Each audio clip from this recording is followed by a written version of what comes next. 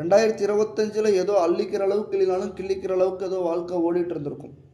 ஆனால் 2026 அள்ளுற அளவுக்கு உங்களுக்கு நல்ல பலன்கள் கண்டிப்பாக கொடுக்குது. நல்ல பலன்கள் கண்டிப்பாக இருக்குது. ஓப்பனாக சொல்லப்போனால் இது வரைக்குமே நான் நிறைய கவர்மெண்ட் எக்ஸாம் எழுதிட்டேங்க.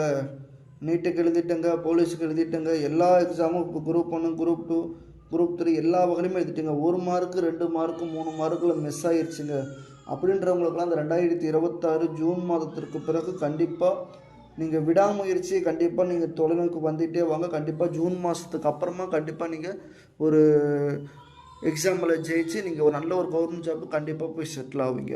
அதே மாதிரி இது வரைக்கும் பிஸ்னஸ் பண்ணிகிட்ருக்கிறவங்க பிஸ்னஸில் எந்த ஒரு முன்னேற்றமும் இல்லை. கடை பூட்டின கடையாக தான் இருக்குது. கடை எதுக்கு போட்டுன்னு தெரியல, எந்த நேரத்தில் ஆரம்பிச்சுன்னு தெரியல. அந்த கடை மூடின மாதிரி தான் இருக்குது. அந்த கடையில் போய் உட்காந்தாலுமே ஒரு நாளைக்கு 200 300 400 அந்த மாதிரி தாங்க வியாபாரம் போகுது. அதுக்கப்புறம் நம்ம வெளியே போயிடலாம், வேற எங்கேயாச்சும் போயிடலாம் அப்படின்ற மாதிரி தான் தோணுது. எதை பெருசுன்னு தோணுதோ அதை நோக்கி போகிற மாதிரி மைண்டு போயிட்டுருக்குது. அவங்க சொல்கிறாங்க அதை பண்ணுறான், இவங்க சொல்கிறாங்க எதை பண்ணுறோன்னு சொல்லிட்டு ஏதாச்சும் ஒன்று பண்ணுறதுன்னு தோணுதே தவிர இருக்கிற விஷயத்த வச்சு நம்ம ஒரு விஷயங்கள் பண்ணணும்னு தோணவே மாட்டேங்குதுங்க.